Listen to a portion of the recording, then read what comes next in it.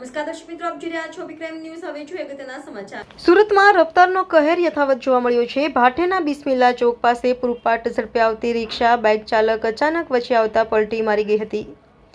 અકસ્માતની આ ઘટનામાં સીસીટીવીમાં કેદ થઈ ગઈ હતી. જો કે હાજર લારી ચાલકોએ તાત્કાલિક રિક્ષામાં ફસાયેલા લોકોને બહાર કાઢવાનો પ્રયત્ન હાથ ધર્યો હતો અને 108ને બોલાવી ઈજાગ્રસ્તોને સારવાર અર્થે ખસેડ્યા હતા. સુરતમાં અકસ્માતની સંખ્યા દિન પ્રતિદિન વધી રહી છે. સુરતના ભાટેના બિસ્મિલ્લા ચોક પાસે અકસ્માતના સીસીટીવી ફૂટેજ સામે આવ્યા છે.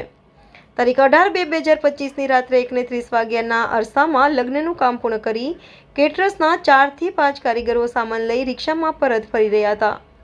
આ દરમિયાન ભાટમેલા બિસ્મિલ્લા ચોક પાસે રિક્ષા પલટી ખાઈ ગઈ હતી. આ અકસ્માતની ઘટના ત્યાં લાગેલા સીસીટીવીમાં કેદ થઈ ગઈ હતી, જેમાં જોઈ શકાય છે કે વાહનોની અવરજવર ના થતી હોય તેવા સુમસામ રસ્તા પર પૂરપાટ ઝડપે એક રિક્ષા સામેની બાજુથી આવી રહી છે, ત્યારે ત્યાંથી પસાર થતો બાઇક ચાલક અચાનક જ વચ્ચે પડે છે, જેના કારણે રિક્ષા ચાલક સ્ટેરિંગ પરથી કાબુ ગુમાવે છે અને અકસ્માત સર્જાય છે.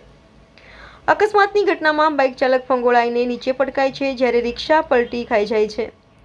રિક્ષામાં સવાર લોકો રિક્ષા નીચે આવી જાય છે, જેથી ત્યાંથી પસાર થતા હાથલારી ચાલકો તાત્કાલિક પોતાની લારીઓ ઊભી રાખી અકસ્માતમાં રિક્ષામાં નીચે દટાયેલા લોકોને બહાર કાઢવાનો પ્રયત્ન કરે છે અને પોલીસને જાણ કરે છે. ઈજાગ્રસ્તોને સારવાર માટે ખસેડવા 108ને પણ જાણ કરવામાં આવે છે, જેથી તાત્કાલિક 108ની એમ્બ્યુલન્સ ઘટના સ્થળે પહોંચે છે અને ઈજાગ્રસ્તોને સારવાર માટે હોસ્પિટલ ખસેડે છે. અત્રે ઉલ્લેખનીય છે કે સુરત શહેરમાં અકસ્માતો સતત વધી રહ્યા છે, જેના પગલે લોકો ઈજાગ્રસ્ત થઈ રહ્યા છે અને ઘણી વખત ભોગ પણ લેવાય છે. અકસ્માતોની સંખ્યા ઘટાડવા માટે સુરત શહેર પોલીસ દ્વારા સતત લોકોને ટ્રાફિકના નિયમો પાળવા અને હેલ્મેટ પહેરવા અંગે અપીલ કરવામાં આવી રહી છે.